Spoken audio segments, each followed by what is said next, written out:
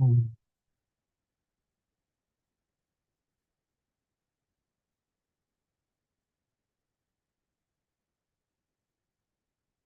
Kevin, I'm gonna have to come back in again. Can you hear me? I can hear you. Yeah. I'm gonna have to come back in again. For some Okay. reason, I can't get back into my screen, so I'm just gonna go out and come back in again. Okay.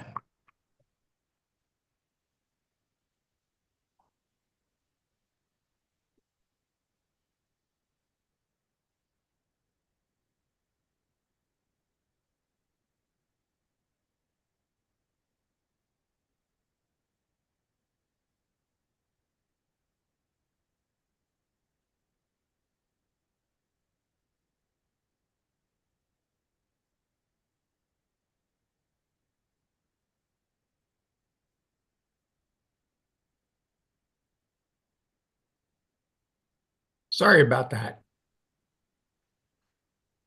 I'm gonna be with you in a minute. I've got to come back in again. Um, I can't seem to get back into my screen.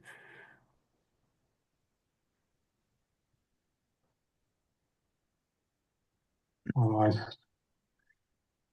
apparently Kevin can hear me, but I can't see anything.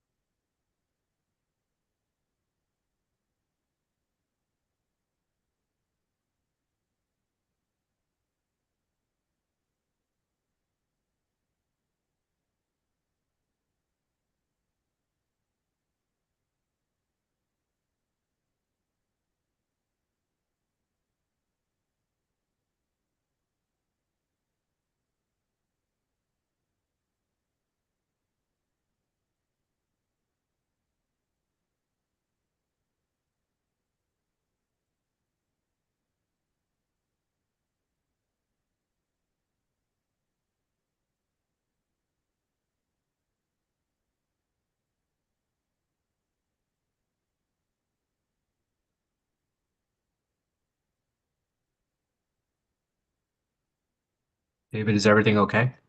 Yeah, I think I'm there now. Yes, Okay. I just got back in again. Don't know why I had all that confusion.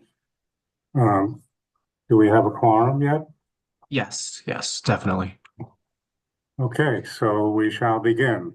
Apologies for the delay. So good evening, everyone. Welcome to the CB8 Landmarks Committee February meeting. Tonight, we are going to review 4 applications for certificates of appropriateness. After each applicant presents, we will hear first from the public and then from the committee. We would appreciate comments and questions related to context and appropriateness and not to technical issues regarding zoning, building code, or constructability. These technical issues are not our purview and are being reviewed by the relevant agencies. Kevin Wu from CB8 will explain how to participate in the meeting. Welcome, everyone. If this is your first time joining us virtually, you will notice that you are currently muted and everyone will remain muted throughout the meeting except for the committee co-chairs, David and Anthony, and the presenters as we move through the agenda. As we move through the agenda, the co-chairs will call on members of the public wishing to speak. You can participate by going to the react icon on your device, not the wave or thumbs up button, as those will disappear. Only press it once.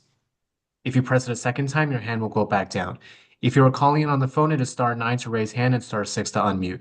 Be on the lookout for a prompt asking you to confirm unmuting once the co-chairs call on you. The chat is available for technical support only to help with Zoom software problems, not to ask questions of the co-chairs. They will not see the chats. If you're using an older version of Zoom, you need to go to the participants section where you will find the raise hand feature there. Please do not raise your actual hand or wave at the screen because we may not be able to see you. Chat me, I'm here for support. Thank you. Thank you, Kevin. So The first application is 1014 Fifth Avenue, Metropolitan Museum Historic District, Carroll Architects LLP, a Beaux-Arts townhouse designed by Welch, Smith, and Provat and constructed in 1906, 1907, with renovation and extension by Trowbridge and Livingston in 1926. Post-approval amendment application is for the modification of the proposed extension walls on the new fifth floor roof terrace in the rear of the building to allow for more light and air and to improve the views for the neighbors. Is the architect here? Or the Yes. presenter? Yes. And who is that? I'm here. I'm Carol Rosenthal. Leonie Hagan is here from Yes. David Chipperfield Architects. And we have a slide presentation to go with our talk. We look forward to the presentation. Thank you. Can you all see my screen? Yes. Okay, great. Okay, great. Good evening, chairs Anthony Cohn and David Halperin and the committee members and everyone else. I'm Carol Rosenthal. I'm senior counsel at the law firm Fried Frank, and I'm here this evening representing the applicant in connection with 1014 Fifth Avenue. The building has been before you previously. We're here to discuss a post-approval amendment for some changes to the top floor of an addition that was approved for the rear of the building. I'm joined here by Leonie Hagan of David Chipperfield Architects, as well as Sebastian Kempt and Anka Rogenbach of Hero Architects and Robert Fortnoff of the Paratus Group. After I give a little presentation, Leonie will go through the details of the application. The site, as you may recall, is located between East 82nd and East 83rd, across the street from the Metropolitan Museum. It's shown on this slide and is the 6-story Beaux-Arts building between the two larger apartment buildings, which flank it on both sides. It has been used since the 60s as a cultural and educational center, and under the application and the amendment would continue to be used as such, along with a scholars' residence on the top floors. In August 24th of 2024, the site received a certificate of appropriateness from the Landmarks Preservation Commission for alterations involving the windows, doors, and certain features on the front facade, as well as for an enlargement on the rear yard, which the commission determined is not visible from a public thoroughfare, and it was approved. The architects now desire to make 3 changes to the design of the terrace, which occupies the top floor of the rear yard extension. And there are changes that the project team believes will improve that design. We're here to share that with you. And I'm now going to turn the presentation over to Leonie. Thank you. Good evening, everybody. I'm Leonie Hagen, project architect of 1014 at David Chipperfield Architects in London. We're the design architects of the project. We are proposing 3 small changes to the rear roof terrace of the already approved renovation and extension of 1014 Fifth Avenue. We wanted to respond to the feedback from the last community board hearing and better embed the terrace in its context. Rather than creating a tunnel-like terrace with 2 blind brick walls to the north and south, we want to open the terrace up to all sides, whilst retaining a clear orientation towards the east into the deep open courtyard. We are proposing to frame the primary opening to the east by introducing wall pieces on either end, as well as a header. Further, we are proposing secondary, much smaller openings to the formerly fully closed walls to the north and south. This allows for light to come into the terrace from all sides, but also allows light into the adjacent light wells. Additionally, we are lightening up the timber trellis, which will allow more light into the terrace and respectively also into the adjacent light wells through the openings. The idea behind framing the east opening derives from the punched opening language of the existing building as well as a proposed extension. We believe that the design change makes for a better rear facade. the large curtain wall to the common room just below the terrace sits more comfortably within the overall elevation, with a more solid framing to the top. In the approved design, the roof terrace has a different architectural expression to the rest of the elevation. We believe that the proposed framing of the opening produces a more coherent facade. The roof terrace is private and not accessible to the public. As you can see from the plan drawings, whilst we are proposing openings to the north and south, the clear and natural orientation of the terrace remains facing east, as the courtyard is much deeper to the east. Despite the proposal to open the terrace up by introducing more openings, we are further enhancing its introverted nature. We are creating an outdoor room with softened wing walls to the north and south. We believe that the proposed changes are further improving the design, and we thank you for your attention. Thank you for a clear and quick presentation. And we'll now find out if anybody from the public would like to comment or question. We see James Colgate. Kevin, I'm relying on you to catch the people and unmute them.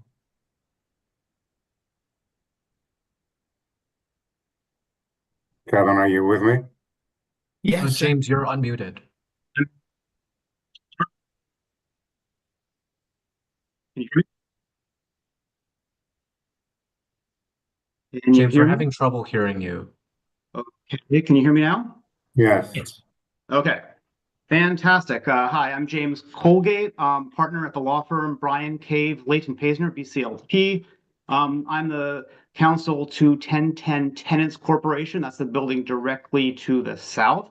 We only have one comment. And if you could turn the presentation to the slide on page 7 that says an outdoor room, that would be really helpful. Perfect. Okay.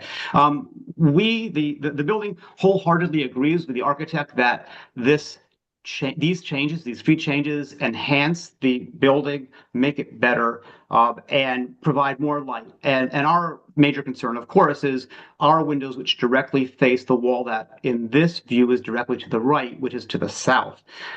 We think that opening will help provide light into what is described as an air shaft, remove that tunnel-like quality, and all that's real great.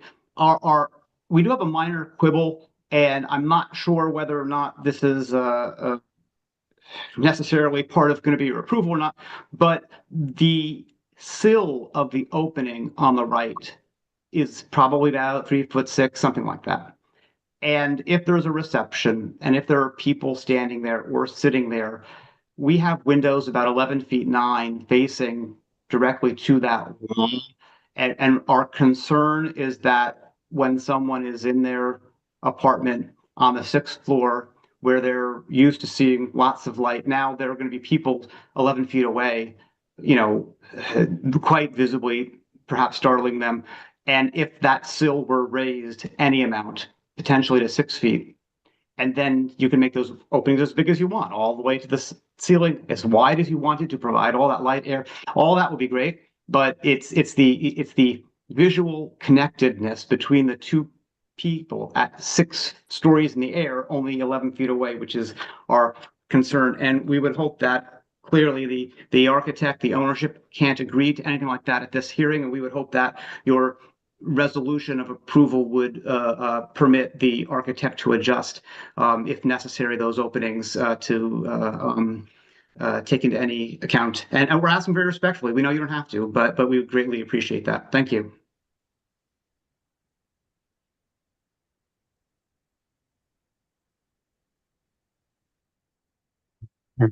Kevin.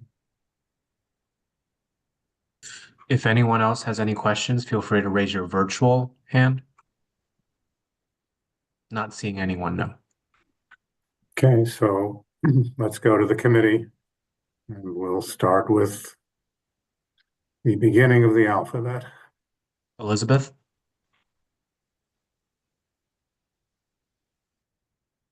I think that this is a perfectly acceptable change.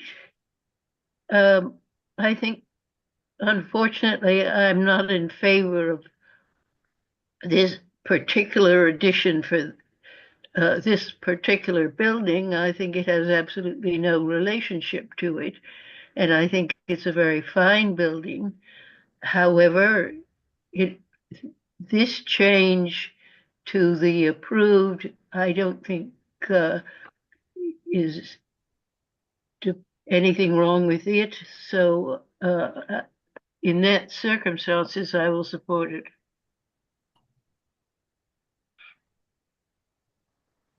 Gail? Thank you for the presentation. I would agree that this proposed facade is more coherent than what was originally approved, and I too can support the application. Thank you. Michelle? Based on this presentation, I can accept these minor changes. I wonder if the applicant is going to have an opportunity, however, to respond as to whether or not he will have any input or accept any input from the neighbors. Thank you. Alita? Thank you for your presentation. I apologize for having my camera off. I've been sick, but I agree with my colleagues and could support this. Thank you. John? I will support it also. Jane? I will support it. I have one question. Was the addition, did we vote on this as a committee when it came to us before? That rear addition? Yes, that's my recollection anyway. I can say it was previously part of the application, and you did. And we did support it as a committee, the rear addition, the modern. Because it's not really contextual at all with that beautiful building, that beautiful Beaux-Arts building. I'm going to pass for now. Abraham? I'm supportive. Thank you. Marco? Thank you. This is a post-approval amendment, so almost everything was approved. Now, if you tell me that this is an improvement, I would say no. It lacks it's too much simple in geometry.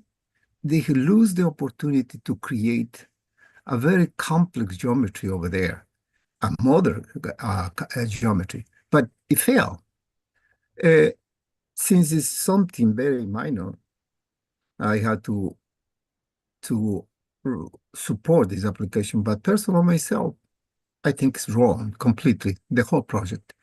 But we are not discussing the whole project. We just only discuss these walls on the top with a box. Thank you. I believe that's it. So Anthony and David? Oh, okay, I'll go first. Excuse me. I think it's fine. And I think in a way it is an improvement over the previously approved design in that it really does finally create an outdoor room. So I can support this. I also support it. In all deference to Jane, there are precedents for very modern rear facades on both our buildings. And this just happens to be one. And I think that these changes are a significant improvement. Before we vote and ask for a resolution, in deference to Mr. Colgate, I will ask whether the architect wants to consider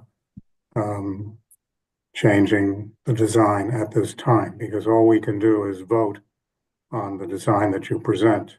If you want to make an immediate change and have us vote on the change as part of the design, we can do that. Otherwise, we vote on what you've sent us. Yeah, I'm not at liberty to make that kind of change this evening, so I have to say, and we'll leave it as it is. And we will vote on it as it is. So I need a resolution, please. Motion to approve. And I'll second it. Can we call the roll, please?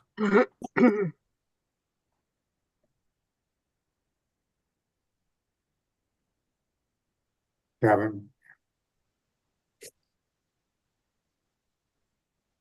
Okay, this is a approval. Elizabeth, Yes, Gail, Yes. Michelle, Yes, Alita, Yes.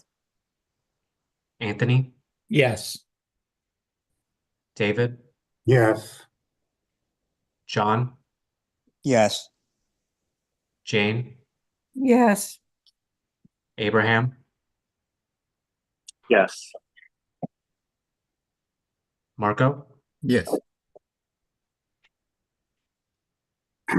Okay, thank you very much. On to the next. Okay, this is 156 East 71st Street, which is in the Upper East Side Historic District. Daniel Kaplan is the architect applicant. Excuse me. An Italianate style building designed by W. O'Gorman and constructed in 1871. Application is for interior renovation, rooftop addition, small rear addition with a terrace above, renovation of front areaway, and the addition of stairs to the sidewalk. And is the applicant here? I think he is. Yes? Yes, can you hear me? Yes, indeed. Hi, how are you? I'm Dan Kaplan. I'm here with Hans, who did a lot of work on this. I'm the project architect, and I'd be happy to present. Am I able to share? I hope so. All right, Yeah, you are. I'll give it a shot. Can everybody see my screen? White? Yes. Ah. Now we can.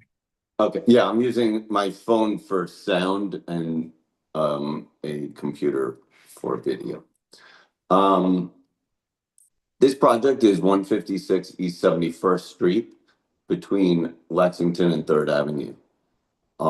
This is the house in question. It's a 20 wide by 100 lot.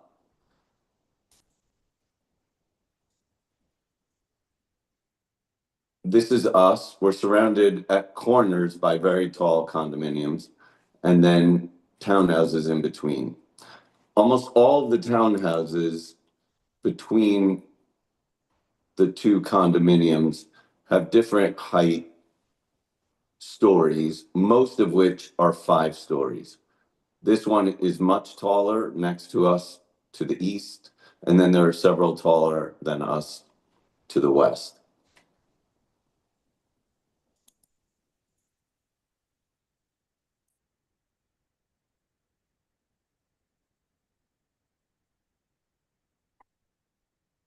You could see here, this is our property.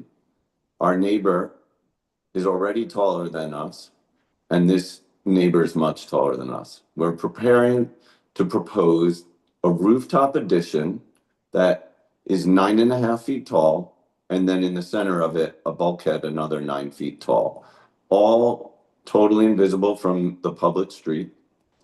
And then we are preparing to build a rear addition that is 7.5 feet deep, 1 story tall with a terrace on top. You could see this one was in construction at 152 East 71st Street that I just saw is nearing completion. That has almost the same exact footprint on the roof. Must have been approved by Landmarks, and it has a setback rear facade on the rooftop for visibility, same on the rear. This one was added somewhat recently, again, with a stepping facade with a chamfered roof and skylights. This is also 5 stories, and then they put a penthouse on top, so on and so forth down the street. You could see there's numerous rear additions here on our block, and what we're asking for is much more modest.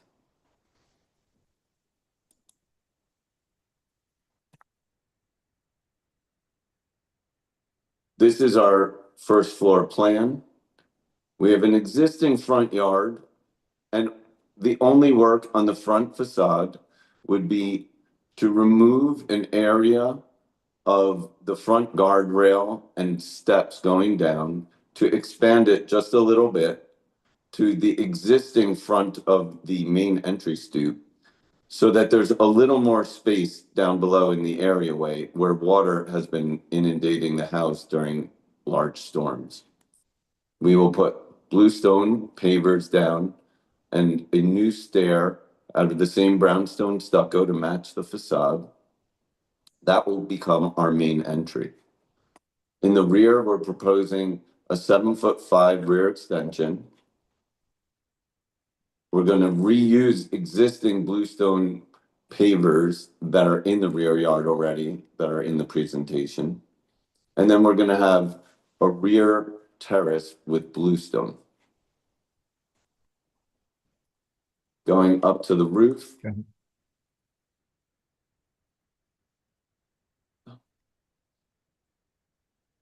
The proposed rooftop addition will have a nearly 7-foot setback as determined by sightline studies I'll share with you, and a 3-foot rear setback as determined by LPC rules.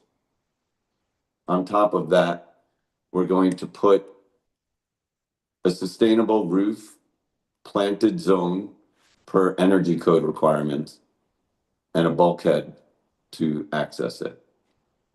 All of that will be invisible from the street.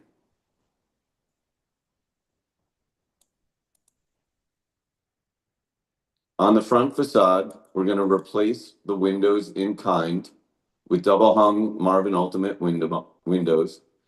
We're going to sand and repaint the existing front doors, but no change to them. No change to the facade, and only on top of the roof would we put the rooftop addition, where we will match the stucco brownstone of the main facade on our facade. We're proposing a steel and glass window assembly painted black, which I'll show you in some renderings. These are photos of the block where you can see the heights of neighbors.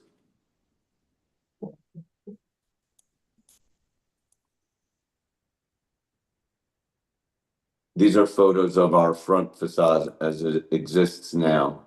Our plan is to remove and reuse the guardrail for the new areaway. This is a rendering of the front facade. No change here other than windows. Here, this is to show you the setback front facade of the rooftop addition. This is to show you what the guardrail will look like when we are complete with just one staircase. So we're going to reuse that, extend it, and then take the same exact pieces of cast iron to end it with over here. We will not exceed, we would be going to our property line. Our neighbor extends beyond. These are some renderings of that areaway. This is the rear facade. We're planning to remove 2 stories of brick, put the 7.5-foot extension there with another steel and glass painted black assembly of windows and doors. Same with the parlor floor. We're gonna get reclaimed brick for the facade.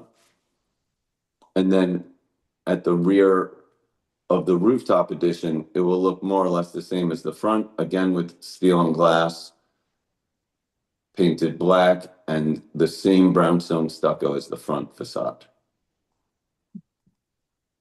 This is what the rear facade looks like currently.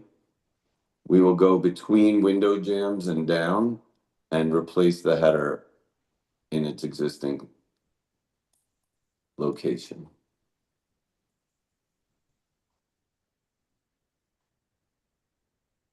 We've tried to render the rear facade as we see it, exposing the brick, the brownstone stucco at the rear of the rooftop, and that's our small rear addition. Last, I'll show you sections of the building so you can understand better the setbacks. That's the rooftop setback, the bulkhead, and that's our rear addition. You can see from our sightline studies, we were holding up poles trying to see where you could see it from, and there was really nowhere you could see it from 71st Street at all. And you could see from our sightline study that a person across the street will not be able to see it because our cornice will block their view.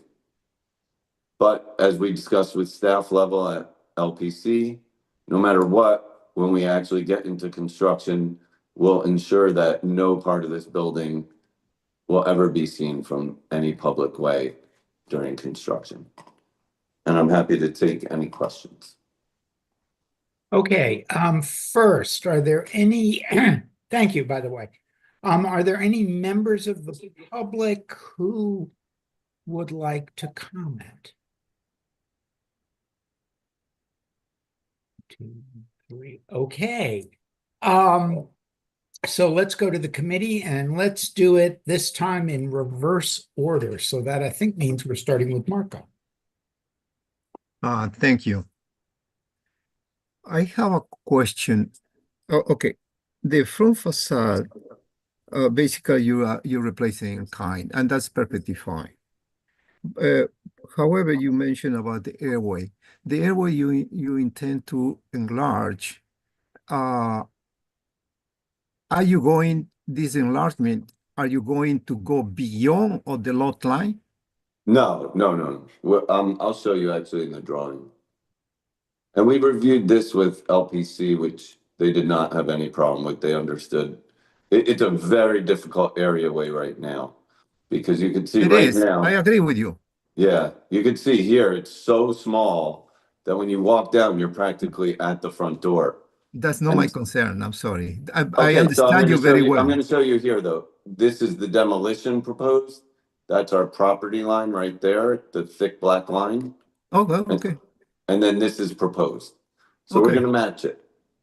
Okay, so that was my question and you answer. And I do not have a problem in this case. Now, for the rear part, you said that you're going to enlarge 7 feet more. Is that correct? Yes, 7'5". And you have okay, 7'5", and your rear yard, how many feet will be? 30 feet. Then on the top you are planning to put the terrace. That's, I think, is perfectly fine. Now, going to the roof. Okay, but before I go over there, in the rear facade, you say something that caught my attention, just only for curiosity. You're going to replace the headers? How are you going to do that?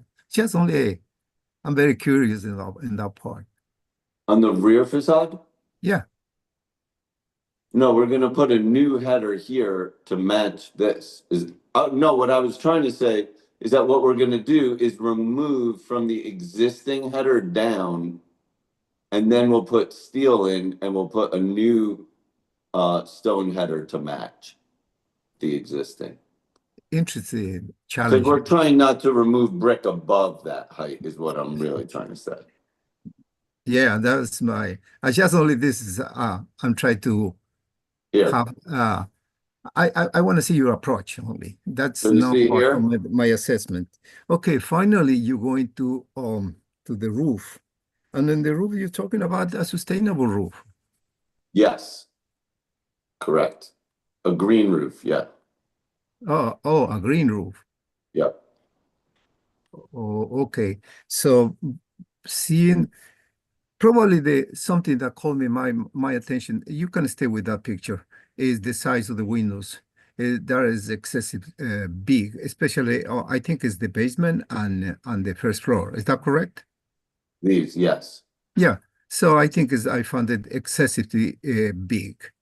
Uh, Similar in the rooftop additions is excessive, and the rest pretty much is I agree with you. Thank you. Abraham?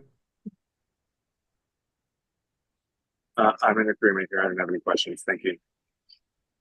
Jane? I just have a question about the windows on the front elevation. You said what are they going to be made out of? They're going to be Marvin Ultimate Wood windows. Okay, thanks. I just wanted to make sure they were wood windows. Thank you. And may I also just state that, looking at the rear facades, the whole block in the back has a lot of these large glass window assemblies.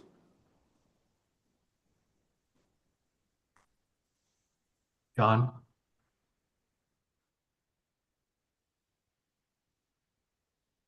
John, are you there?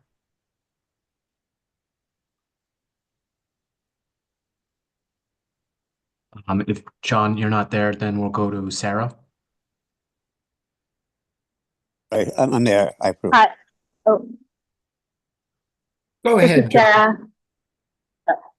Let John, let's stay in order. Let John go since he's back, or was never gone, and then Sarah. I really don't have any particular comments. Okay, great. Thank you, John. Hit it, Sarah. I missed most of this presentation, so I don't think I should vote on this one. Okay. Lita? Hi, thank you for your presentation. I am confused about some things, though. First, I have to say I agree with Marco on the size of the windows in the back. And for me, comparing it to all of the other issues on the block, both with height and with glare, is not a winning argument because that is the slippery slope of once someone gets a yes, then everyone points to them. So I just think it's too much. In the front facade, I'm a little confused. You're not going beyond the property line, you said? Correct, yeah. And the stairs, you're not putting in one of those big staircases that go up to another floor. It's just something smaller that goes down into the area? No, we're not building a front stoop. We're more or less taking what's there. Okay. We have some photos of this. Here, this shows you what's there. You see this line right here? We're basically taking this line going straight across, using all the same materials that exist right now. Okay. I just was a little confused about that. And the total where the bulkhead is 18 feet above what the roof line is now? Correct. And that's not visible from any part of a public street? No, it's really not even close to visible. You could see here, as you move down the block, all of these buildings block the view almost immediately. And this one is so tall that you can't see it at all. Okay. Okay. So the more you move down the block, the less visible. Okay. My computer's, I mean, I'm seeing everything, but slower than. Oh, sorry. No, that's okay. So I missed some of it. It just seems. Our building is much shorter than the surrounding buildings. And so even as we go up, our rooftop addition is shorter than the neighbor. We're not even proposing to go as tall as our immediate neighbor with the rooftop addition. Glad to hear that. Okay, thank you very much. You're welcome. Michelle? Yes, thank you. Thanks for the presentation. Excuse me. I have a little concern that you haven't done a real mock-up. that what you were using were poles. And I just know that from experience, you really get a different perspective when there's something mocked up in a dimension as opposed to a pole. So why did you decide to do that? Can you do a mock-up? Will you do Yeah. a mock-up? No, you're definitely right. We are working with landmarks to do that. We've just had a lot of bad weather and we're working with our staff preservationists and we will build it with them. But they said to us that as we build it, we're just gonna make sure that when we put it up, it's not visible from the street and that they're gonna come and check. So that will be, you know, the verification that as we build it, that will be the final dimension if it has to nudge back a little bit. Okay, so you are planning to build the mock-up and you're not concerned that it could, if it was visible, if it showed itself to be visible, you're not concerned about how much it might change your dimension or No, your because vision of the project? we told our client that if it had to move back a foot, it has to move back a foot. You know, so many people have done that. We took the precedent from several other approved projects on this block that did this. We're even being less ambitious than they are, in part because our house is a little wider than some of those, so we didn't need, you know, all that extra FAR. And so we're taking the conservative approach. I do a tremendous amount of landmarks work and presented this to our client that there's literally no need. And as you could see from some of these neighbors, what they do is they just chamfer the top of the roof to ensure that nothing is ever visible. You see how everyone angles it back almost like a mansard? And so we're gonna do the same thing to ensure in the mock-up that we showed to the preservationists that nothing's visible. But you could see already, you see all these tall bulkheads, this is much taller than us and has a roof terrace, and that's still not even visible, so. Ours Yeah. is not gonna be nearly as tall. Okay. No, I understand that. I too am always concerned when the last standard becomes the future standard. You know, just because it's big, it doesn't mean they all should be. I wouldn't want to see you solve the problem with the rounded windows in 150. No. Yeah, that one. Yeah, I wouldn't want to see that as a solution. I am a little concerned about the excessive glazing. It seems to be the trend. And so I'm concerned about that. But if you can assure that you will modify as you go so that it's Definitely. not visible, I I can live don't with want that. it to be visible. I don't find it attractive. I'm known for doing landmarks projects. I don't want to see the new addition on the roof. So, Okay, just as a question on the north side, well, I don't know if I have my orientation right, but the building with the rounded windows, does that have side windows overlooking the property? higher up it does. I'll see if I have.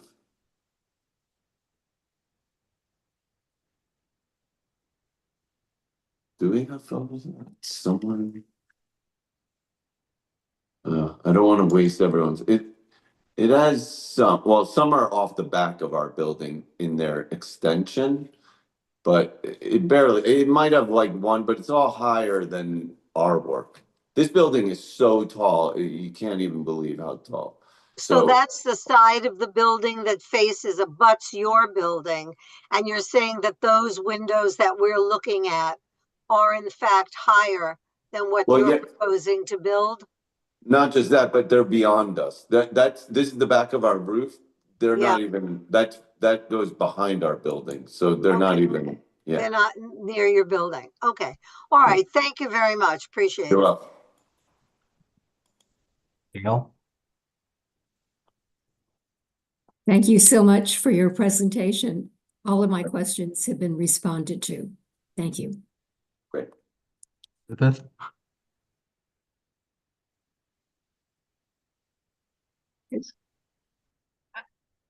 I don't have very high standards for things that you can't see. So I'm very grateful for your approach, and I will approve this. Thank you. David and Anthony? I think it's a well thought out design. I would only say to people who are concerned about not seeing a mock-up is that whole purpose of providing drawings and models when done is to visualize it. That's what architects do. And I'd be very surprised if when they do the mock-up, if it has to be moved more than a foot. In fact, I hope it doesn't have to be moved at all based on the studies. In any event, I think it's well done, and I'm fine with it. Okay, I think it's the argument against it is that if everybody's doing it, if everybody's allowed to do it, why should you be allowed to do it? But I think there are a couple of things that I'd like to sort of note. And one is, these are rhetorical questions. I don't understand why everybody wants to make big openings with steel, black steel, the black steel frames on the large windows, front and back, top and bottom. I think it would have been possible, frankly, to create an aesthetically pleasing, as you admit yourself, Daniel, an aesthetically pleasing upper floor. I also don't really quite understand why you need to have a bulkhead that extends to the roof's roof, aside from providing a place for the barbecues and outdoor kitchen.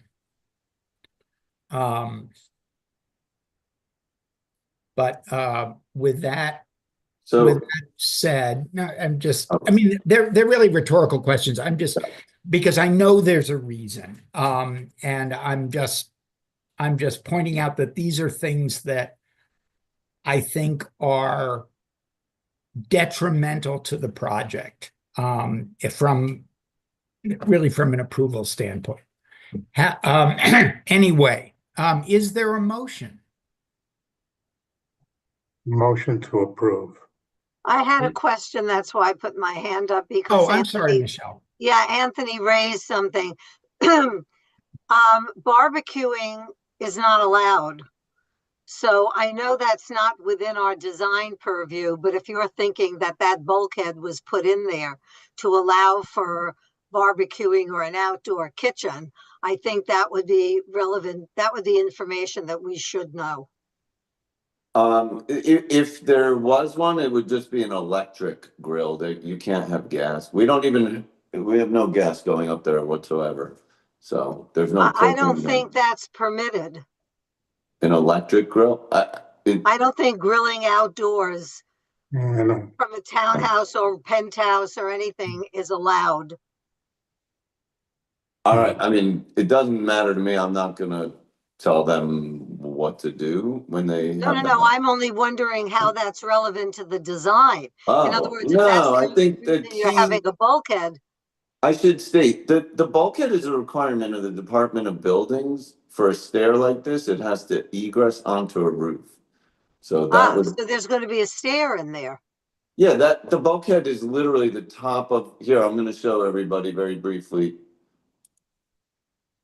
That's where the stair terminates with the door for the fire department. I don't ever build these voluntarily. This is code. So that's our staircase goes up and terminates at the roof. And that's the bulkhead. Yeah. Okay, thank you. It's small, and that's the thing I want to make sure people realize. We're angling the roof of it so that it can't be seen from the street. And it's really to accommodate a door for the fire department, but also for the inhabitants to maintain things like the mechanical equipment, snow, etc. Okay, that's clarifying. I appreciate that. Thank you. Sure. Okay, so there was a motion to approve. Is there a second? I see Elizabeth has her physical hand raised.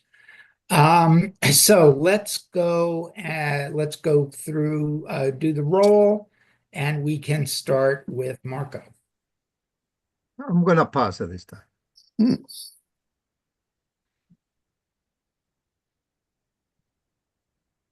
Abraham,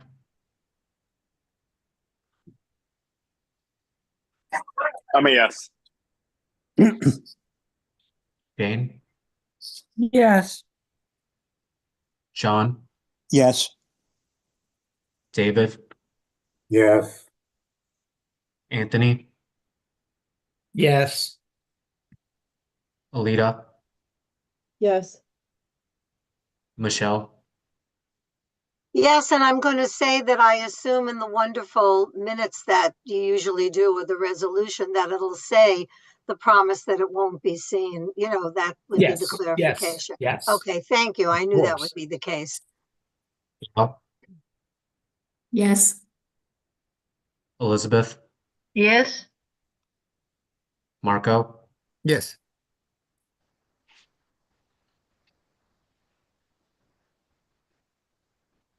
Okay. The next application is for 54 East 66th Street, Upper East Side Historic District. Stephen Conte, if I'm pronouncing the name correctly. Stephen Conte Studios, the architecture. A neo-Grec style building designed by J.H. Valentine and constructed in 1877-78. Application is for the conversion of a multifamily townhouse to a single townhouse. Stairs and elevator bulkhead addition at the roof, addition to existing extension at the rear, new wall and window openings at the rear yard, and leveling of the roof. And is Mr. Conte or Yes. a Can you hear me? representative here? Yes, I'm here. Can you hear me all right? We can hear you, but I'm looking for you. And am I pronouncing your name correctly? You are correct. Yes, that's the correct Thank you. pronunciation. My video is on. I can see myself on the screen, but Yes. We see you. Or okay. I do. You see? All right, great. Good evening, everyone. Thank you for your time. I'm going to share my screen and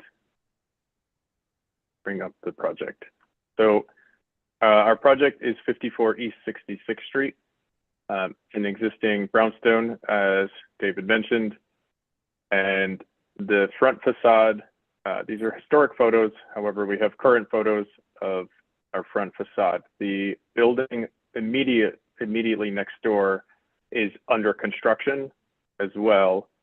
So you can kind of see in the middle photo, we're being partially obscured by their scaffolding and their overhanging protection. We were able to get an older photo of the building to the left, and we have another recent kind of photo to the right.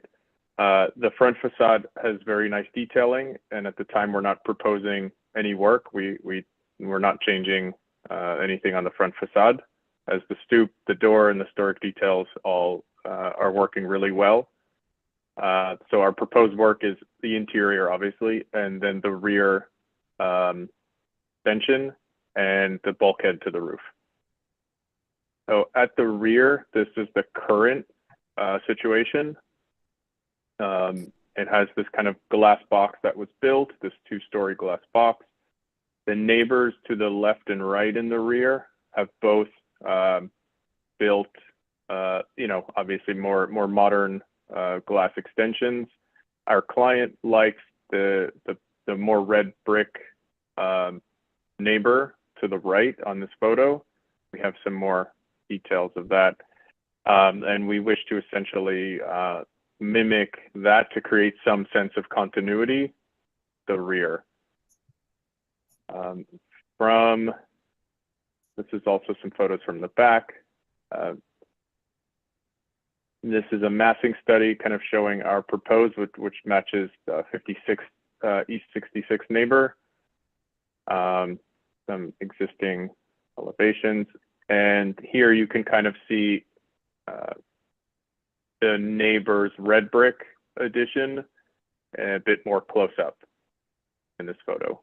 On the left, we have our elevation, which kind of points out how we're kind of aligning, and an important feature from our landmark staff, which again, we've done several landmarks projects, and it seems to be a defining element is to keep the top row of the last floor of windows all aligned, any top cornices aligned, and any bulkheads set back. So we are proposing to keep this top row intact.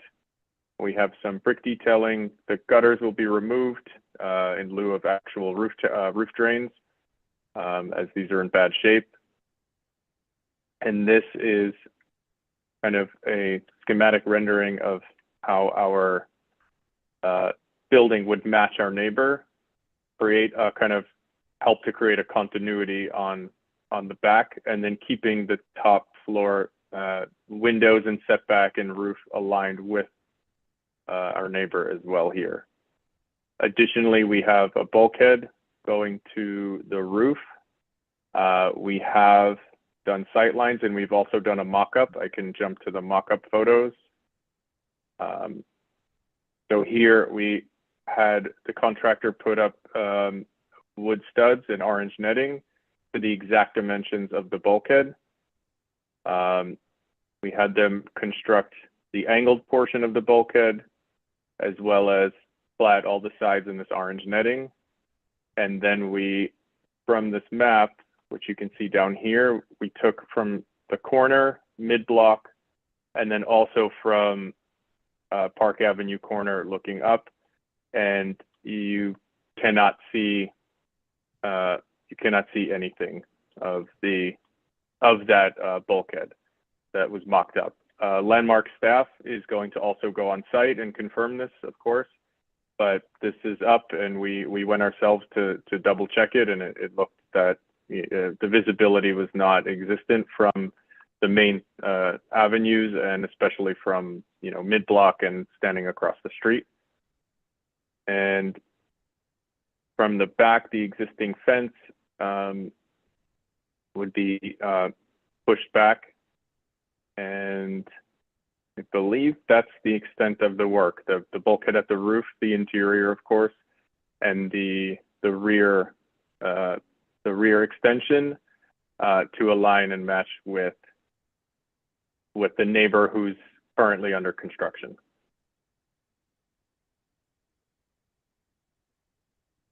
Are you literally matching the brick or just similar?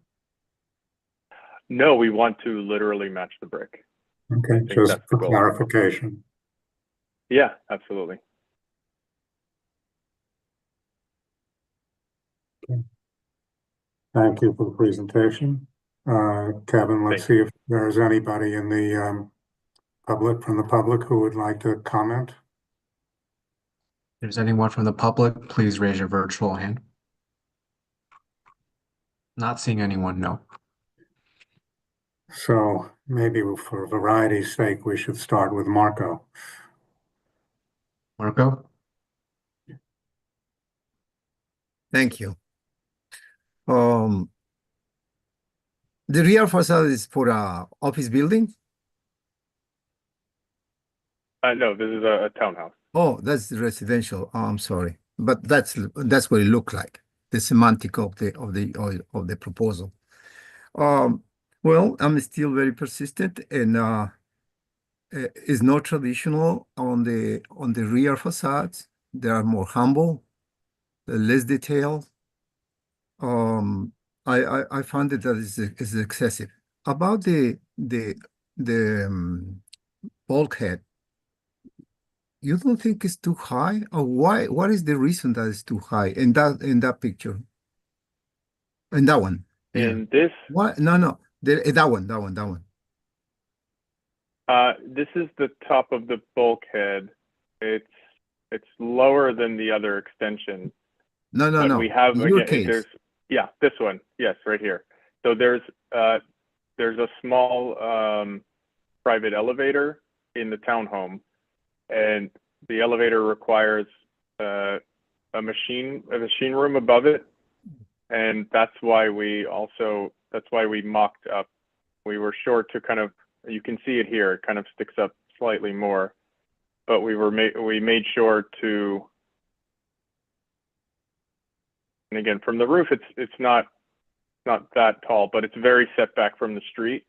And that's why we made sure you can see the size of a person here and the person here. We made sure to do the full height, and it was fully measured, and it's still not visible from the street. So that was something we worked out prior to finalizing the elevations. I'm not But referring the to elevator your does mock-up. require an overrun. Yeah. I'm not referring to your mock-up. Whatever you put it is fine. I'm seeing your drawings. I comment your drawings. And that's basically, Yes, it looks completely too high. But again, you need for the elevator. I understand that part. Now I understand why you Yeah. make so tall, so thin. Yeah. Okay, I think that's my, oh, you said in the rear, in the rear facade, you're gonna match the brick? How you gonna do Yeah, that? we're going to ask, Chris, we're going to ask the contractor. We've been in touch. We met the contractor next door, and we're going to get their vendor and the spec for the brick. So once we So have you're their gonna brick vendor, replace the bricks. You're not gonna match because it's impossible to match different types oh no, of. no, sorry, we're not going to match our existing brick is painted in a glass box. This is the neighbor's extension. So we're going to ask them, who did they purchase this brick from, what company, and what specification of brick, and then we're going to call that vendor, and they're going to say yes, it was apple red number XYZ, and then we're going to get a sample of that, bring it to site, and then make sure it's the match, and that's the goal. We would like to create some continuity in the back.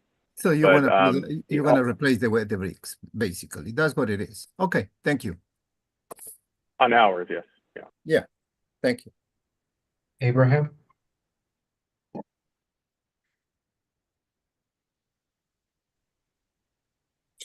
I'm okay. Thank you. I approve. Jane?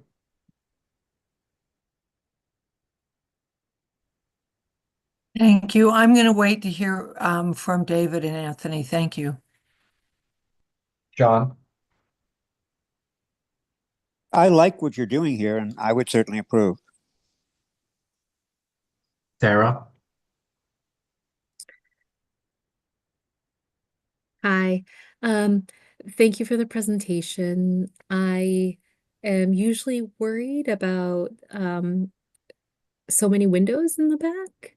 But I really appreciate that that the applicant is trying to maintain consistency with their neighbor. And so I look forward to hearing what my colleagues say. Thank you very much. Hi, thank you for your presentation. I cannot at this point support this. While I appreciate the continuity you're striving to achieve and understand it and believe it's handsome, it's also in the middle of a city block with people around it, and it is just simply too much window, too much light. I don't think it's appropriate, and for that matter, I don't think the glass box that is there now is appropriate, nor the neighbor. I just don't think it's a reason to bring that much light into a backyard area. So I think I'm fine with the bulkhead, but not with the rear facade. Thank you. But I'm always interested in what my colleagues have to say. So thank you. Michelle? Yeah, thanks. Can I just clarify some dimensions? I didn't hear any dimensions from you. Number one, are you increasing the height? Are we increasing no, we're keeping, again, From the top floor, we're keeping the top floors aligned. The extension is at the lower floors here. So you can see this is a comparison. So this is a compare. On the left side is the existing elevation of the building. On the right side is the proposed elevation. I'll try and do kind of a blue line. You see that kind of, so that's, those are the tops. Yeah, so that's the top of the building existing to the left, proposed to the right. So we're not increasing the building's height in the back. The only addition is the bulkhead on the roof. Yeah, well, that's what I'm talking about. That's additional height added to the building. So the height of the building is what now? Before you do that addition? The height 55? Of the building is around 55, yeah. And okay, and you're adding how much? The bulkhead is 71'9". So that's 71 in addition to 55, or that's only correct, yeah. 20 feet higher? So it's another, 16 the equivalent. Feet, 16 feet, yeah, another 16 feet higher. Okay, so it's 16 feet higher than this building, which makes this overall building, well, you said 77. Is that going to be the overall height, 77? Yes, that's the top of the bulkhead. Okay, 77. Does that include the mechanicals? The mechanicals are going to be lower than the 77. They will be on the roof towards the back area. This is kind of a good diagram here from the front. Over here is the front of the building. And from the street, you can see that the taller part of the bulkhead is set back to the rear of the building.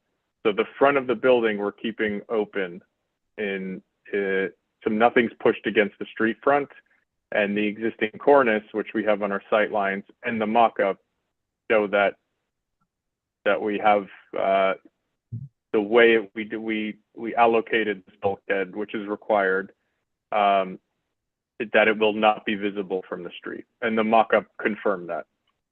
So you can see here, this is from across the street, a cut line, and then the cornice will hide any visibility of this bulkhead. So you can see, okay. Zoning allows up to 75 feet, correct? And you're 77? 72. So a bulkhead is not considered part of the maximum height in zoning. A bulkhead is permitted to protrude past the maximum height. The roof is the maximum height of a zoning envelope. Okay, all right. Thanks for that clarification. Now, what are the dimensions of the windows? In the back? Yeah. We have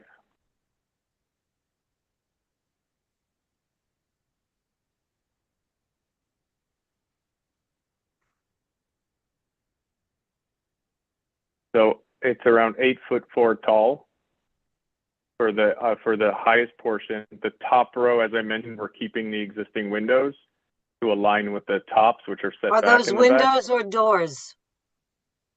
There's one door and then two windows, but the tops of the existing cornice and everything remains. And then on the lower floors, we have 8'8" and then 9'4" for the height of the windows on the lower floors. And the width? The width, I don't know if I have it exactly here, but I believe it's roughly 14 to 15 feet wide. That's overall. What's the individual? Oh, it's each individual window? Yeah. I don't know off the top of my head. I believe they were around 3, No, 6, we divide but 14 I have to by double 5. check that. So they're meant to read as one, however, are they not? Yes, it's meant to read as one window with mullions that are equally. Yeah, and what are those metal mullions? These would be aluminum, yes. Aluminum, painted black? Not painted, but they're powder coated, so it's Okay, it's a right. cleaner finish. Yeah. All right, that's an awful lot of window. All right, you've answered my questions. Thank you. Appreciate it. Okay. Thanks.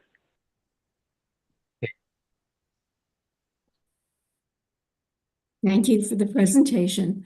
I had a question regarding the sight lines. You said that from the main areas on the street, the visibility was just about non-existent. Yeah.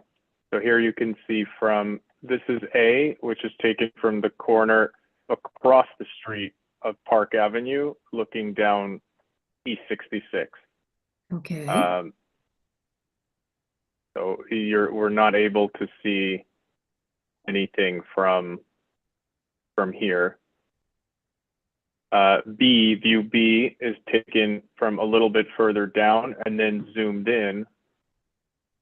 And again, this is the existing, these stacks, which are these kind of existing vent pipes are from neighbors, and still cannot see anything from our mock-up. So And to then understand, I'm sorry, go ahead. I have to excuse myself unexpectedly. Anthony, if you would just please finish up for me. Oh, sure. No problem, I David. may not be able to come back. That's fine. Okay. Is there any street where there is visibility? I mean, in other words, where can No, you see not the that- mock-up? No place at all? No, so if you look in the map here, our building is highlighted in blue. Okay. So from within East 66th Street, across the street, a little bit to the left, a little bit to the right, you can't see it. And then we decided, let's go to the avenues.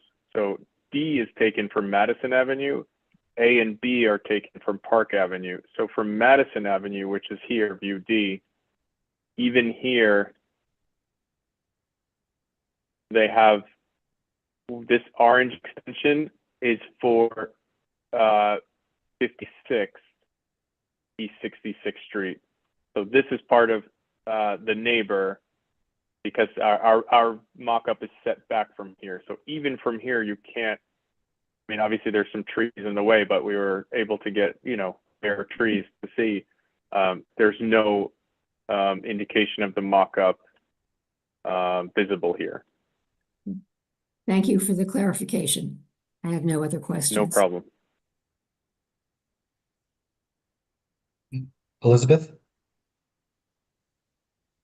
I think the bulkhead is too tall, but since you can't see it, I'll forgive it. I think the windows, they're on the rear facade, they're too much glass, but I think that it has got the texture of, it's not great sheets of glass, which is so offensive to me. And it does match the building next door. So I think that you've solved the problems, and thank you for presentation, and thank you for your proposal. Support Thank you. it. Okay, I guess I'll have to do the not very heavy lifting here. I think I agree with everybody that the bulkhead is higher than it should be. I understand that there are technical reasons why it's the size it is.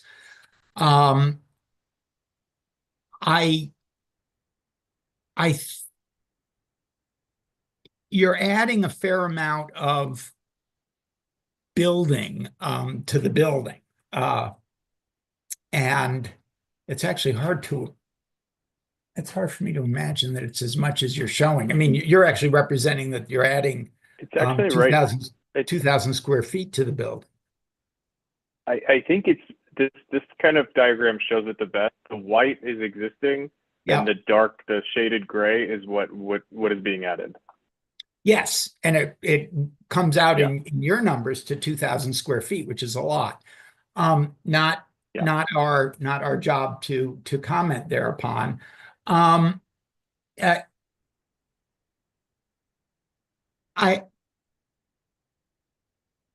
I wish you had been able to persuade your clients to not copy their neighbor. I think it's unfortunate. I think Marco hit on a important point about these buildings, which are frequently, especially of this vintage, are as my former employer years and years ago used to say, Queen Anne in front and Mary Anne behind.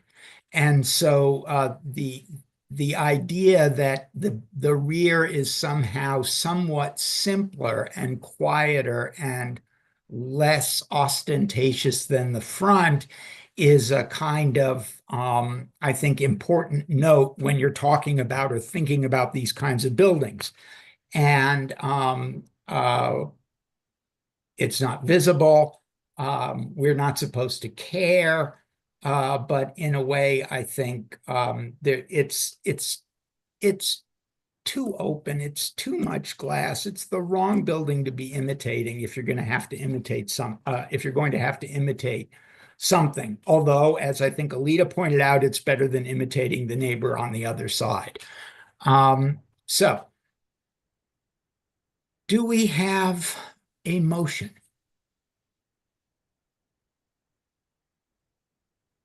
Someone raise a virtual hand. Gail. I move that we accept the proposal as submitted. Okay. Is there a second?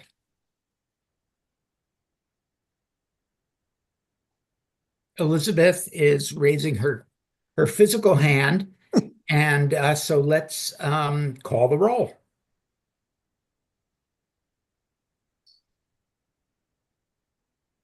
Marco, No. Abraham,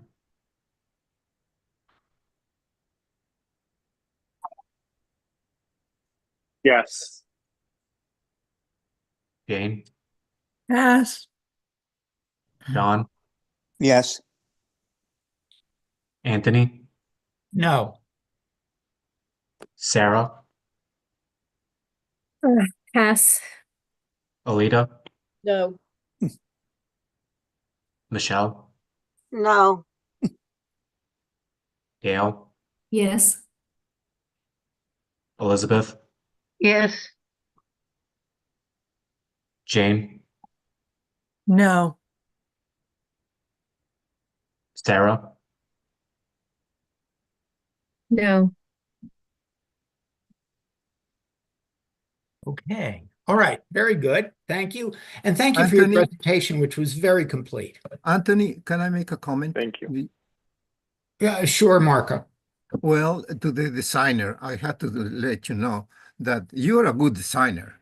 The only thing, it doesn't fit within the context of the historical district. Oh, this So is you have to out be of very clear. line. Thank you.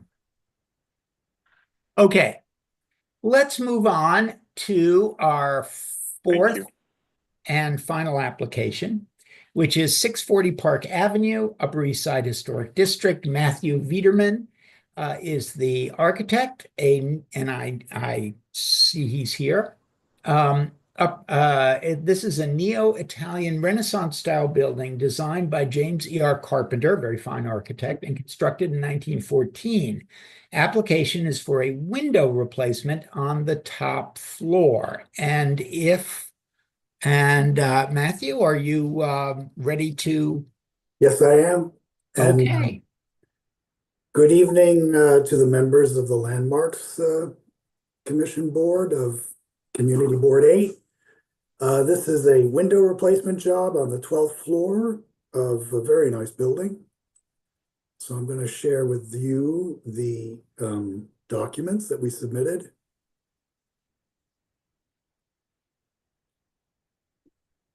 Okay, so this project is for the residents of the Swiss consul. The Swiss government has owned this apartment for many decades now, and it's requiring a gut renovation. As part of the renovation, we'd like to replace the existing aluminum extruded windows, which are replacement windows. They are not original, and they're not performing very well, to say the least. We are going to replace the brick mold to conform with the requirements of the building and landmarks. The building is shown here in the 1940s tax lot photo. It's on the corner of 66th Street and Park Avenue, not far from the other project. This is a view towards the northwest. Unfortunately, there's a deep shadow cast on the building, but you get the picture. It's a neo-Renaissance, a neo-Italian Renaissance building. Unfortunately, the cornice, the upper floor, is not visible in this photograph. You can just glimpse at a few of the top windows, but they're visible in these photos here. So I'm going to zoom in. This is a view on the left. View D is a view from 66th Street as you travel towards the east. The second photo, view C, is the duplicate of the tax lot photo from the 1940s. And then to its right, view B, you see it sort of mid-block across the street, and as if you're back, we're at the Armory. And then a little bit further up the block, you can see. Now, one of the features that I like about this building is a very, very deep fenestration of the windows. Our project is the absolute top floor. There's a very pronounced crown just underneath it, which creates the windowsill. These windows are all double hung. However, there are a number of non-compliant conditions in this building because the individual shareholders are responsible for their own windows. There is no master plan for this building. There are some, as you can see over here, there are picture windows, as you can see here, just above the P of the Penske. You can see the picture windows on that floor. Each apartment is one floor. So our task is to replace all of these windows and satisfy the requirements of Landmarks Preservation Commission and the interest, of course, of the board of CB8. As you can see here, these windows are deeply set within the limestone, and you can see this pronounced decorative piece at the top of the 11th floor. Moving on, you can see the very pronounced cornice, also limestone, and these aluminum extruded windows. There's quite a bit of silicone that obscures any previous profile. These are the two elevations on the left existing, again, of aluminum extruded window, and then our proposed windows. Now note that these windows are tilt-turn type windows. Why? The question is that the Swiss government would like to be as green as possible, and Europe is quite advanced in this technology of passive house windows. These are passive house windows, which means they're very high performance windows, much better than the average window that's installed in New York City. These windows do not operate up and down, but rather the top window is, this top sash is fixed and the bottom sash is operable. It pivots about the bottom or about one of the sides. Because the upper sash is fixed, we have decided that we'd like to use clad windows in order to limit the amount of housekeeping and painting that would be required if we were to use wood windows. That's the way we're going to clean the windows and maintain the cleanliness of the installation. These are two sections of the existing windows. Here's the existing sash aluminum extruded window with the limestone facade on the outside, and these are the sections of the proposed window. And these are clad wood. I'm going to zoom in over here to see, you can see these are the aluminum extruded profiles that clad the window and protect it against the elements. These will be painted with a shop finish that'll be black. And I hazard a guess, after one season of pollen and New York City's pollution, you will not know the difference between a wood window and a clad window in this situation. This is a jam detail showing the operation. There's a lever here, then this window opens up like a regular casement window, in-swing casement window. And then finally, the next picture, let's see, we're getting close to the end here. This is what the window will look like. This is not exactly the same profile that we're looking at, but it's the same idea in principle. There are 4 gaskets here that seal the window, and that permits the window to perform brilliantly when it comes to space heating. Additionally, an added benefit is that these windows are very, very quiet. We once installed these windows in a townhouse on East 95th Street, pardon me, and there was a schoolyard opposite us, and that was very, very noisy. The kids at lunch would be screaming and playing and such. But when we installed these windows, we suddenly became aware of sounds on the inside and not on the outside. So these windows perform magnificently. The Swiss console occasionally has some guests, sometimes some events that occur there when they have some guests, whether it be a Swiss watch manufacturers or chocolate manufacturers, or they have piano recitals, and Park Avenue is not the quietest avenue in New York City, so they really do want to stick with the benefits of this window. And this is to show, of course, you're probably familiar with these windows. If not, these have been installed in townhouses. On the left is a townhouse on West 71st Street. It's basically the same window. The sashes are a little bit more robust than the average sash that you see elsewhere. And that, of course, is to support the weight of the window itself. These are triple glazed windows, which means that they have 50% more glazing and weight than a double glazed window, and 100% more weight than what was installed at 640 Park Avenue in 1913, where that window was a double hung sash window with counterweights and chains. These windows, of course, are long gone, and the counterweight pockets are leaky vessels.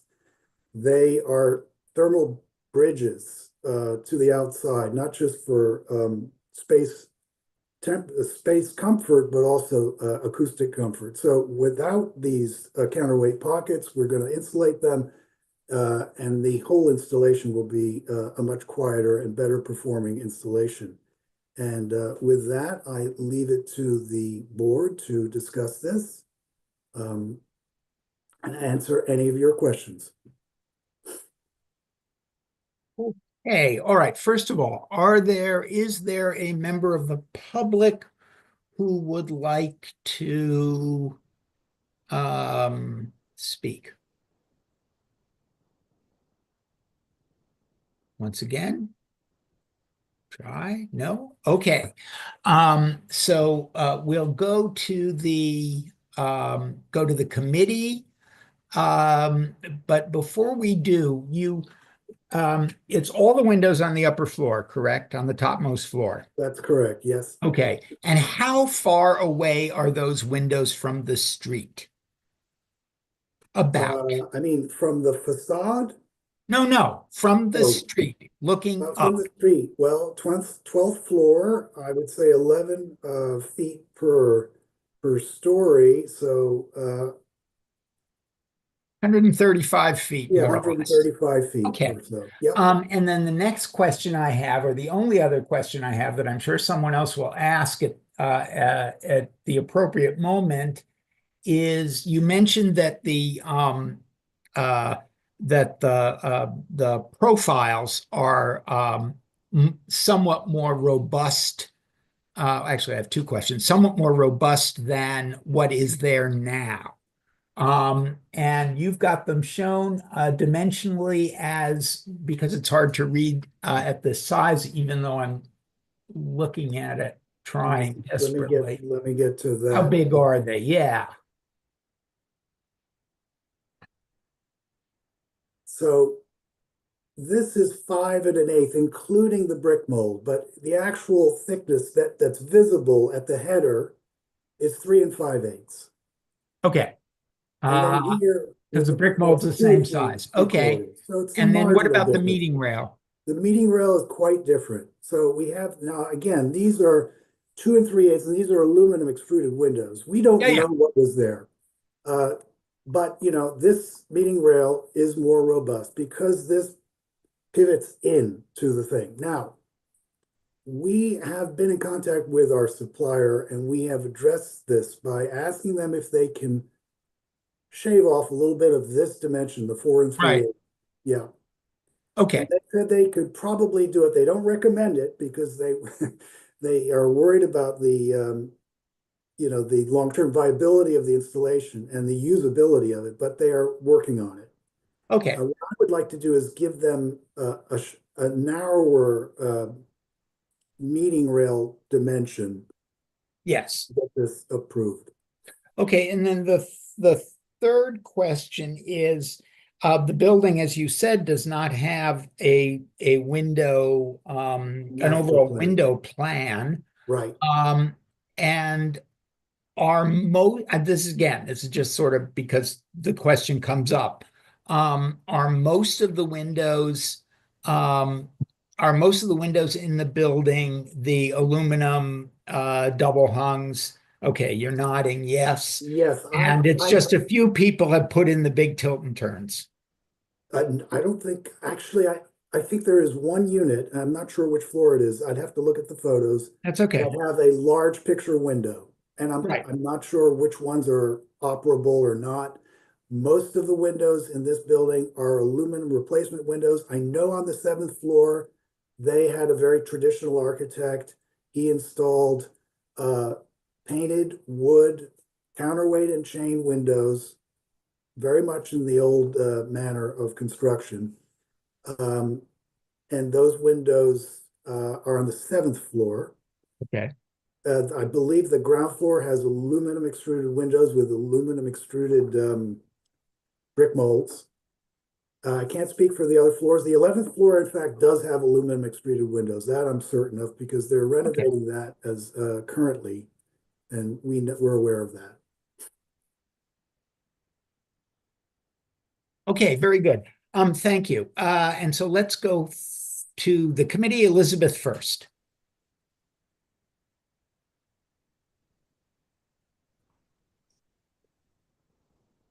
You say that the windows are not double hung, that they're casement. Is that correct? That's correct. The lower sash is operable.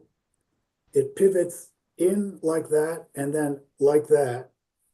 The pivot's in to wash it, basically, to maintain it. And then you can clean the upper sash, which is fixed. Okay, so the upper sash does not slide up and down. It is fixed. It is immovable. I'm afraid I can't approve that. It doesn't fit with this building. I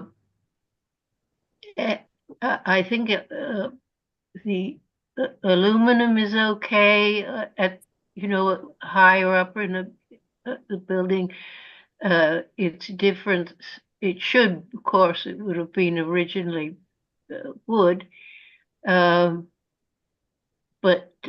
I don't think that that will make a difference. But I think the function is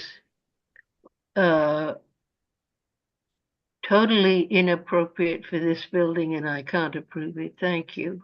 May I just address that question? Yes. Yes, okay.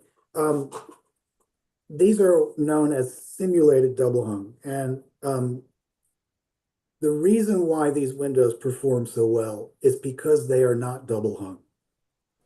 And there's an effort to improve the energy performance of the buildings. We're all aware of that. This is one way to do it. These windows are going to be closed 99% of the time. We have air conditioning. It is very unlikely that these windows will be open. These windows are on the 12th floor, and I hazard a guess very few people will notice the window when it's open from the street. And in all the time that I've been at the Swiss Consul's residence, the windows have been closed because Park Avenue is noisy and they have air conditioning. Yes, I think one of the points that you're actually trying to make is that these windows would be visually indistinguishable from double hungs, certainly from the street and probably from inside the even inside the apartment, inside the residence. Once you open them, they're not undistinguishable. That's true. Correct. Okay. Yeah. I think we got even that. if they are undistinguishable, which questionable. Okay, Gail. You have to unmute. I think you were next. Yes. I am unmuted now. Thank you, Kevin. I share Elizabeth's concerns in many areas with the window. Number one, when I look at the schematic, the new windows, I'm sure, do perform beautifully and certainly are environmentally friendly, but they look bulky. The building does not have a master plan. So it's one thing if we're talking about the 11th or the 12th floor, but if you suddenly had the master plan where all windows were changed to this particular style, I just don't think it would be fitting for the existing facade and the type of building that it is. I challenge you when you say that maybe you cannot within a year know the difference between a wood window and one that is clad. And even when it comes to efficiencies, now we've had a master plan. Now we have 8/8s. Our building is just across from the Guggenheim Museum. We have wood windows. We've had wood replacement windows in this building for we began 40 years ago. Those windows have held up. I grant you that if you're double or triple glazed, there will be less noise. We renovated our apartment 12 years ago and put in Marvin wood windows. They are extremely energy efficient. We have to turn off all of the heaters, because it just keeps the hot air inside. It keeps the noise out. And I would think that given the fact that there isn't a master plan, that we should encourage that there be one for that building and that the appropriate wooden window should be installed. Thank you. Thank you. Thank you, Gail. I believe Michelle is next. Yeah, thank you. I echo a lot of what Gail said. I was going to make the same comments. I too have the Marvin wood window with the original pre-war profile. They're very well fit, installed, and but our building has a master plan. What was the original window for this building when it was built, in the year it was built? It was a counterweight and chain double hung window. A what double hung? Sorry. Double hung window, made out of wood. wood. So it was a wood double hung. And you say each floor has one apartment? Correct. So when each person does his windows, you could conceivably have a different window on each of the floors in this building. And that window would be installed on every facade of if someone were to do a full replacement. So I would be very concerned about seeing this window become the norm or recommended for that building. Let me clarify one thing, because I'm not sure I understood your terminology. When you look at this window installed, what is the width, meaning the width of the frame? Did I get that as 4 3/8 width visible? So here's the brick mold. Then you have 3.5 inches here. And then the sash is tucked in behind like a normal double hung window. That's why Right. it's, right? And that's, down by 1 3/8 inches. But what is that 6.5 measure that you're looking at? That is the measurement from the masonry to the edge of the glazing plane. So a half inch or so on each side gets tucked into the buck, into the masonry? It's 1.5 inches, the brick mold, and then you have the sash itself. And then if you go to this condition, it's 4 3/8 inches. 4 and 4, that's almost 5 inches, okay? So the glazing plane is, it's a difference of 1 inch or so. From the 12th floor down to the street, I don't see how that's a big issue. Right. But if you're looking at it, the dimension I had was correct. Excluding the measurement that's tucked into the masonry, you will visually see 4 3/8 of window, correct? Frame, I'm sorry, of frame. Yes, that's approximately right. You'll see Okay. 4 So and that's pretty wide. All right. Yeah. That's just too bulky. Look, I would like to see our resolution say that we encourage this building to have a master plan. I would not encourage this building to make this window a master plan, but to be in keeping with the original window of the building.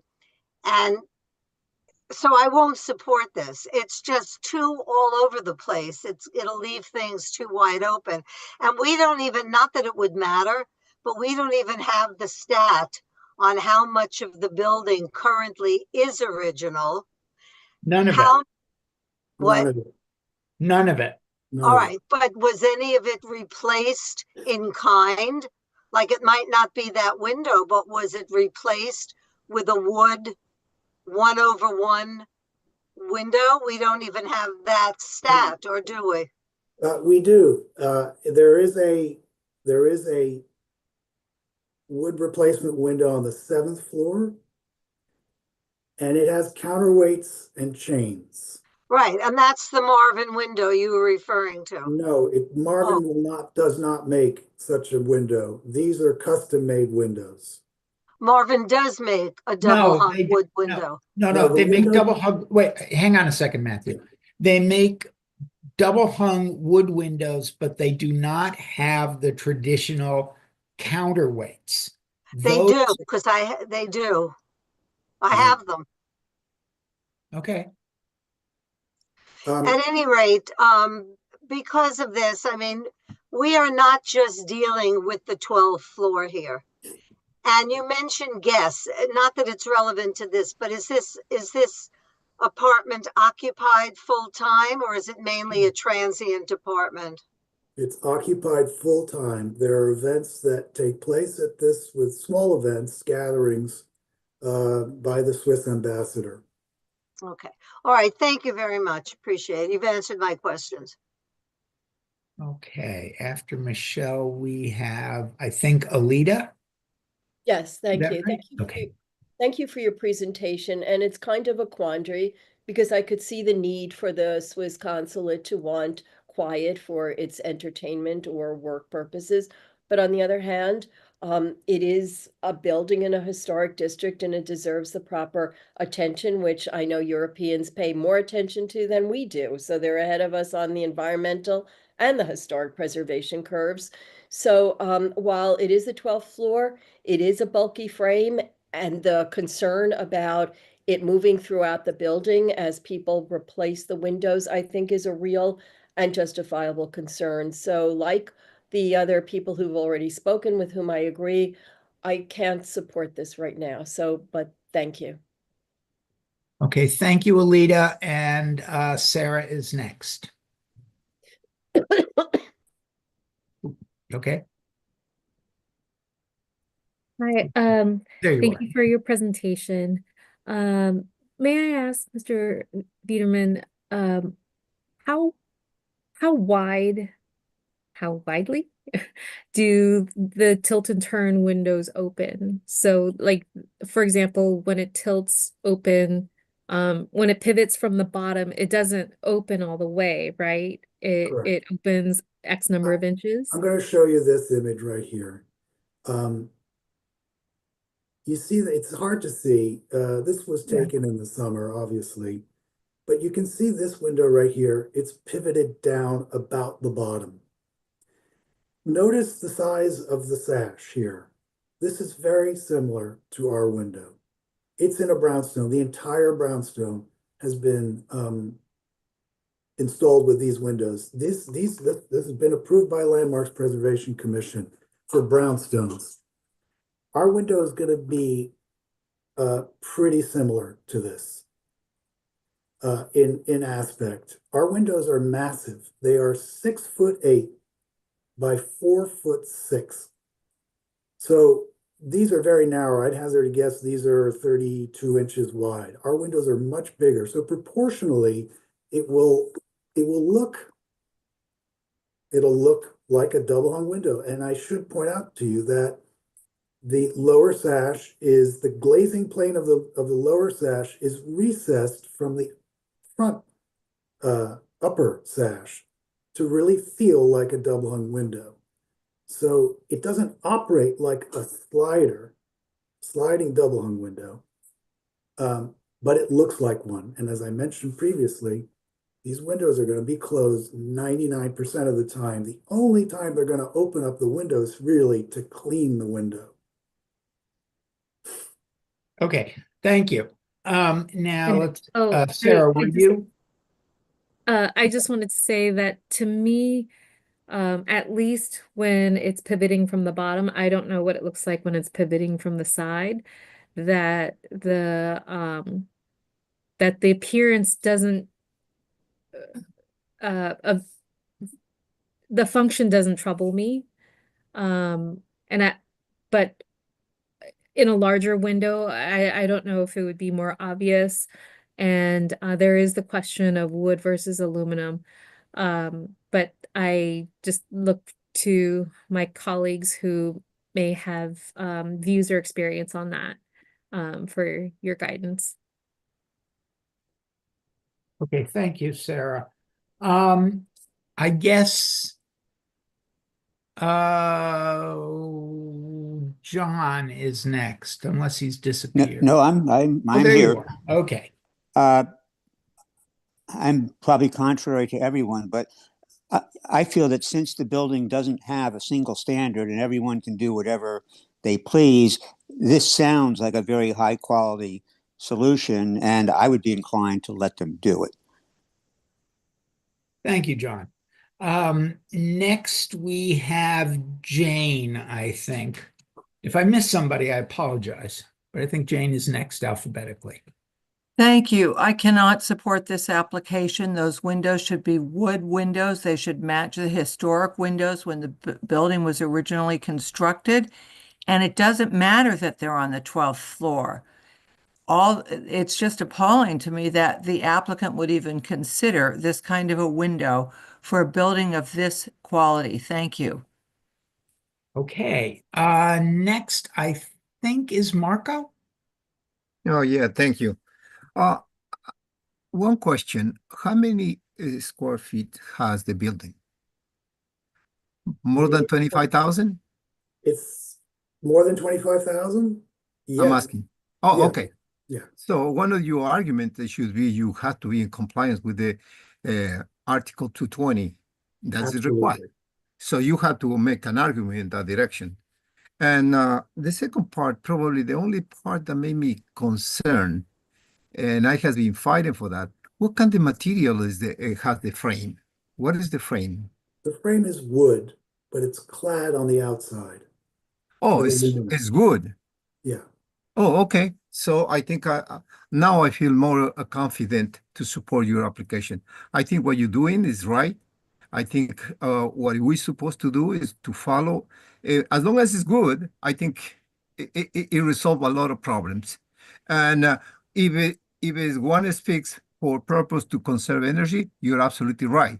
Because the more operable portion, the more air leakage and the more problems we have. So I think your point of view, and probably you are right here, is because of the local law 97 or Article 220. That is required now. And I think if it's good and if mimic the double hung window and it's good, and I think I will support your application because it makes sense. I think it's absolutely correct in the way that you presented to us, and I'm very happy to support. Thank you, Marco. Let's see. Glad to see you back, David. Um, uh, I have a question actually first. And I noticed there are a whole bunch of window units in the photo of the building as it is currently. Those are going away, he asked optimistically. yes, those will. Okay, so you're doing central air and so, okay. Central air, the whole 9 yards, yes. Okay, I think actually that this, I agree with Marco. I think that this is actually a very good design and a very responsible solution. And in contrast to many of my fellow committee members, I believe that if it's 135 feet away from the ground and it is of a type that is looks like a double hung, it doesn't have to actually be a double hung. And so, and I will take, in writing up the resolution, whatever it ends up being, I do think it's something we ought to do as a matter of course, to encourage buildings to have window master plans. And they need not be whatever your window is. You can worry about it when the Swiss want to change it again the next time. So do we have a resolution? Someone, Alita. No, it's not a resolution. I just had one more. Oh, that's right. You have a question. Yeah, my concern also, and I forgot to mention this before, so thank you, Anthony, is that when the window is open, it will not look like a window that belongs in that building. And hermetically sealed apartments or residences are not healthy. So the fact that it is such an environmentally secure window is exactly the reason that people may find themselves opening it to avoid the stuffiness that comes with that kind of seal. And so I can envision that the building will actually have open windows much more than now, where the leakage of air is like opening a window. That's it. Thank you, Anthony. Okay. Now, do we have a resolution? Oops, I've got Marco raising his virtual hand and Jane raising her actual hand. All right, Marco, and then you can give it to Jane. No, I don't have no okay, problem. Jane. A move to disapprove is presented. Okay. Is there a second? Elizabeth seconds with her actual human hand. And so let's go to David. Did you came in right at the end, I presume? I can't vote on this one because I didn't hear it. That's fine. All right. So let's. Okay, Kevin, it's all yours. Elizabeth, Yes. Gail, Yes. Michelle, No, Alita, Yes. This is disapproval, right? Yes, yes is oh, no. I'm sorry, it's a disapproval. I'm sorry, my error. Then it's a yes, I'm sorry. Sarah, No. Anthony, No. John, No. Jane, Yes. Marco, No. So, oh, it's so tiny on my screen. 2, 4, It 5 passed. yeses and 4 noes. Okay, so it passed. All right. Thank you. Thank you, Matthew. It was a good presentation, but I am sorry that we don't like tilt and turn windows, apparently, Okay, as a well, group. Okay. Anthony, thank you for stepping in for Oh, me. no problem, David. I believe, do we have, yes, we do. Now, so I'll call for, or you can call, David, for old business or new business. Okay, well, I will call for old business in a second. I can vote on the prior, Okay. and I don't know what the resolution was. It was a resolution to approve, and Kevin, you'll have to tell me, but I believe it passed. Well, you can add my yes to the approval. Okay, Okay, and very good. Thank item you. 3. You mean item 3? Yeah. Item Yeah. 3 failed by Oh, a it vote. failed. I was actually Yeah. going to bring this up later. Item 3 was an approval resolution, and it failed 4-6. If David's vote is added, that's 5-6, but it still fails. We need a new resolution, or No, how usually we just do it as a disapproval, don't we? Right, yes, just a Okay. disapproval. Yeah, on the assumption that nobody's going to change their vote, we just reverse it. Okay. So we have two very close ones. Yeah. Okay. All right. Thank you, Kevin. Okay. I know we have old business in that Les Samuels would like to make a short presentation to bring us up to date. Alita, do you have a question before Les starts? Yeah, I thought we needed to have another resolution for disapproval, or it just counts as the board not taking a position. No, it wasn't even. But No, the it is, approval, we are taking a position. We're just playing the game that the board plays. If everybody feels exactly the same way, we're just going to reverse it. That's all. oh, you're just going to do that anyway. Okay. Yeah. I misunderstood. Thank you. Lowering my hand, David. Thank you. Okay, I'm using our board chair as the precedent for this. Yes. Okay, so we have Mr. Samuels to make just bring us up to date on what's happening. Les, can we hear you? Yes, I hope so. Yes. Thank you. I'd like to give a very brief report on the Russell Page 70th Street Garden. First, I really want to thank Landmarks Committee and CB8 for sending a request to LPC and BSA that they review the reconstruction of the Russell Page 70th Street Garden according to Russell Page's original design and notes as promised by the Frick and required by LPC and BSA.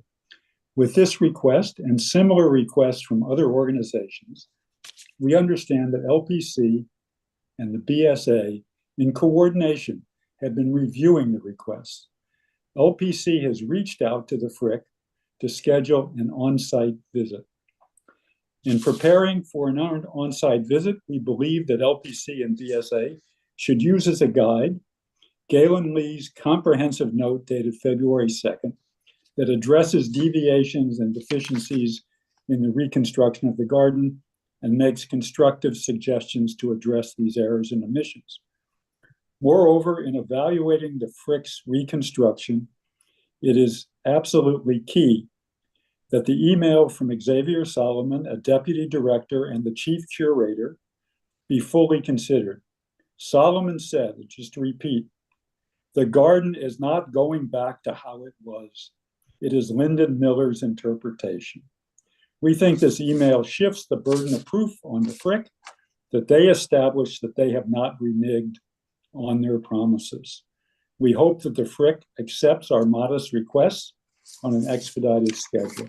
Thank you. And Galen is here and can add a few words. Good evening. Thank you. Thank you for listening to me.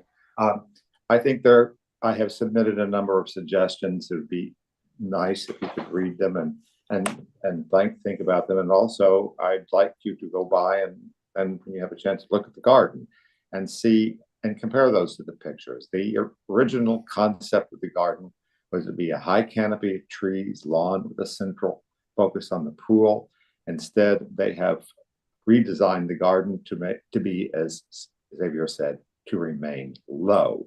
It is not a flower garden. It is a garden that's very much focused on the shape of the trees. And you've got prune trees. They have a genetic propensity to look a certain way. And trees with high canopies are not low, sprawling bushes. So take a look at the proposal. And I'd like you to go by. You can see the garden now somewhat from the street. And I thank you for your consideration on this. Good evening. Just to make sure, Les and Galen, that you're aware, Galen, your listing and recommendations has been distributed to everybody on the committee. So we're very familiar with it. And I think that it would be good for all of us to take a look. So hopefully we can all get there over the next few days or at least the next week or two. But thank you, because we know you're working really hard to do what was promised. Jane? Well, actually, I see Stephanie Reckler had her hand up first. Yes, I represent the Committee to Protect Our Lenox Hill Neighborhood, and I am wondering if Landmarks will consider the plans for the tower on Lexington Avenue that Northwell is trying to build. I know that the block is carved out of Landmarks, but the tower will have a significant impact on the neighborhood in its current design. And I was wondering if you might consider it, and also the East 78th Street Christian Science Church, which is in a landmark district, is going to be greatly impacted, and its garden is basically going to be destroyed. So I was wondering if either of those two sites would come under your consideration. It would be very helpful if you considered it. Well, we can consider considering it. If it's out of a landmark district, the odds of the Landmarks Preservation Commission trying to take a position on it are pretty minimal, but one never knows until one tries. So we hear you, and we can consider it as a committee. Thank you. I think that, you're thinking of the Frick as a precedent. I think that they're very different, but that doesn't mean we can't consider it. Okay, thank you. Jane, you were next. I just had a couple of questions. Do you have any understanding of the timing of the commission and the BSA in terms of sort of ruling on this? And if they rule against the modifications to the garden that you've suggested, is there a next step? Thank you. Can you hear us? Yes. Yes. Yeah. We don't have a schedule. We hope that it's considered on an expedited basis, and I hope I'm not being over, kind of too simplistic. But I'm hoping that with some discussion, the Frick will come around to see that they just should do the right thing. It's just they don't have an excuse for not doing it. So I'm hoping that public pressure, will lead them to kind of accepting the suggestions that we've made, which are modest suggestions. Is there any thought about going to the press with this? Because there's been no Yes. press coverage of this at all. We're working on it, and if you have ideas. No, I mean, I just know my compliment is the architect. We are working on it. I believe there will be at least one article at the end of the month, and someone else is considering it who would be very important, but I can't mention, but we're working on that. Well, thank you, because to me, the court of public opinion, I don't trust I'll be honest with you, Marjorie Perlmutter, who was down there. Yeah, she's not a co-chair of, isn't she anymore? No. She's gone. Oh, she's gone. Yeah. Okay, well, that's good. Anyway, I just don't want it to Thank you. Not happen somehow. Thank you. Well, I can tell you one thing is I made a promise to Russell Page personally in 1977 that I would not let my ego get involved in this. And I have maintained that garden with his vision of what it should be. And I'm not dead yet. And I'm going to continue to make an argument that they should restore the Russell Page garden, either as it was in 2020, or why not go back to 1977 and let it evolve as it did? That'd be a beautiful thing for the Frick to say, we restored it to his vision, 1977 drawings and plantings, and it will evolve in its own way over another 40 years. And that would be a wonderful thing if they did that. Right now, they need to be convinced, and they are in the middle of a serious change of command. New director and everything. So we might be able to make an appeal to a new director when the present people are somewhat resilient. So I'm not going away. Thank you. Thank you. Any other old business? Any new business? Do we have a motion to adjourn? So adjourn. So moved by Michelle and Marco. Thank you. Motion to adjourn. Thank So you. moved. Thank you all. Thanks, David. Thank you. Anthony, can I talk to you for 1 minute? Sure. I'm getting off. How do you go? Okay. I can write up the one that I had to walk Oh, out so you'll on. do 1 and 3, and I'll do 2 and 4.